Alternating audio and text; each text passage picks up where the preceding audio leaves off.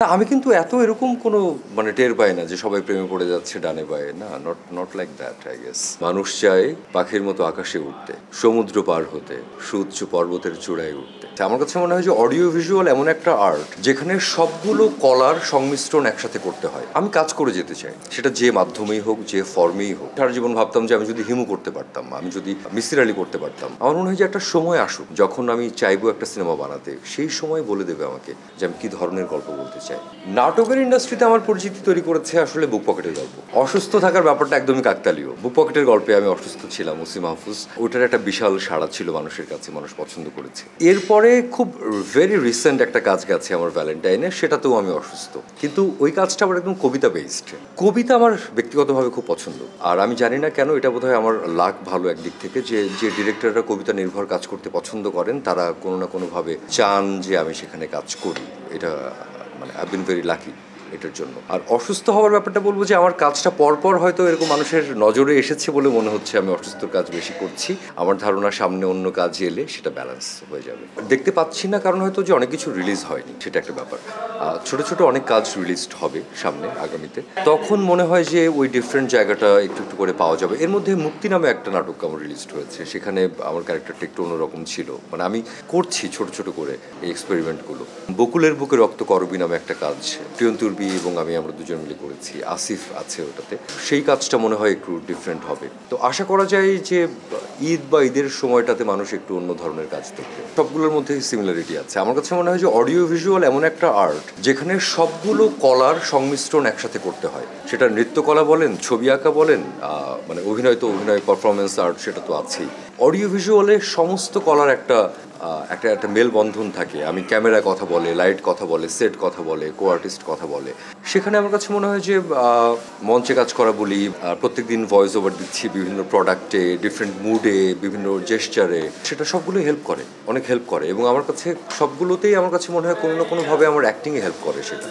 আলো অন্ধকারে যায়, মাথার ভেতরে স্বপ্ন নয় কোনো এক বোধ কাজ করে।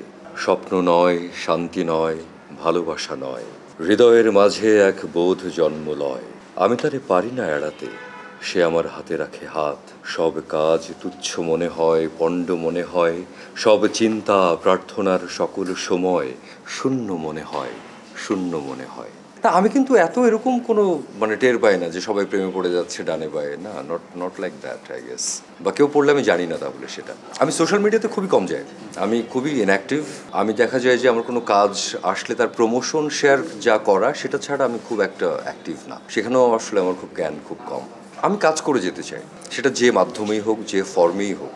অ্যাক্টিং করার সুযোগ কাজে লাগাতে চাই আর কাজ করে যেতে চাই। কিছু তো উপন্যাসের চরিত্র থাকে ছোটবেলা থেকে। আমি সারা জীবন ভাবতাম যে আমি যদি হিমু করতে পারতাম, আমি যদি মিসির আলী করতে পারতাম, আমি যদি ফেলুদা করতে পারতাম কোনো একদিন। এরকম এরকম স্বপ্ন তো মানুষের থাকেই। আমার মনে হয় যেই মোমেন্টে আমি চিন্তা করবো এখন বানাতে চাই, ওই সময়টা আমাকে বলে দেবে কী ধরনের কথা বলবো। কারণ আমার মনে হয় যে আমরা আসলে সময়, কোন সময়ে আছি, পারিপার্শ্বিকতা সব কিছু আমাদেরকে অনেক ট্রিগার করে যে আমরা কী ধরনের কাজ করব, কী এক্সপ্রেশনস দিব, কোন ভঙ্গিতে কথা বলবো। তো আমার মনে হয় যে জুলাই আগস্টের মধ্যে যদি আমরা কেউ সিনেমা বানাতে চাইতাম, আমরা খুব রোম্যান্টিক সিনেমা বানাতে চাইতাম না। আমরা হয়তো বিপ্লবের গল্প বলতে চাইতাম, আমরা মানুষের কথা বলতে চাইতাম। তো আমার মনে হয় যে একটা সময় আসুক যখন আমি চাইবো একটা সিনেমা বানাতে, সেই সময় বলে দেবে আমাকে যে আমি কী ধরনের গল্প বলতে চাই। অবসরে আমি অবসর মানে কি, আমি একটা প্রজেক্ট থেকে আরেকটা প্রজেক্টের মাঝখানে চেষ্টা করি একটু গ্যাপ রাখতে। ওই গ্যাপের মাঝখানে আমি পরের প্রজেক্টটা নিয়ে হয়তো চিন্তা করি, বা সেটার কস্টিউম থেকে শুরু করে আরও নানা ধরনের আলোচনা থাকে, সেগুলো সারবার চেষ্টা করি। এগুলোই আমি দেখতে অনেক পছন্দ করি, গান শুনি, আমি দেশ বিদেশের ফিল্ম সিরিজ যে কোনো কিছু দেখতে থাকি, মাঝে মধ্যে পড়তে থাকি। ঈদের দিন তো নামাজ পড়ে ঘুমানো হয় ইউজুয়ালি। মার সঙ্গে ঈদ করব, সেটা প্ল্যান এখন পর্যন্ত। ঈদ না আসলে আসলে বলাটা খুব মুশকিল যে কোন কোন কাজ আসছে, কারণ ভ্যালেন্টাইন থেকেও অনেক কাজ জমে জমে আছে যেটা ঈদে আসবে বলে প্ল্যান হচ্ছে। সো দেখা যাক। আমার মনে হয় সময়টা কাছে আসলেই তখন দেখা যাবে যে আমাদের সিরিয়ালি কোন কোনগুলো সামনে আসছে। আমি দেশি অনেকগুলো কাজ দেখলাম আমাদের বাংলাদেশের। আমি পরপর এই ভ্যালেন্টাইনের পরপর আমি বাংলাদেশি কন্টেন্ট দেখলাম অনেকগুলো। ভিকি জাহিদের 3টা কন্টেন্ট দেখলাম আমি পরপর, মোশাররফ ভাইকে নিয়ে যেটা বানানো।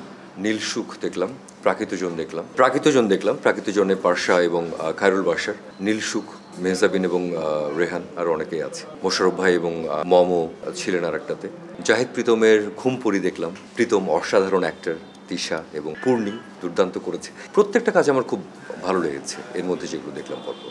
নাটকের ইন্ডাস্ট্রিতে আমার পরিচিতি তৈরি করেছে আসলে বুক পকেটের গল্প, এবং বুক পকেটের গল্প ছিল আমার প্রথম ইউটিউবের জন্য বানানো কোনো প্রথম ইউটিউবের জন্য করা কোনো কাজ।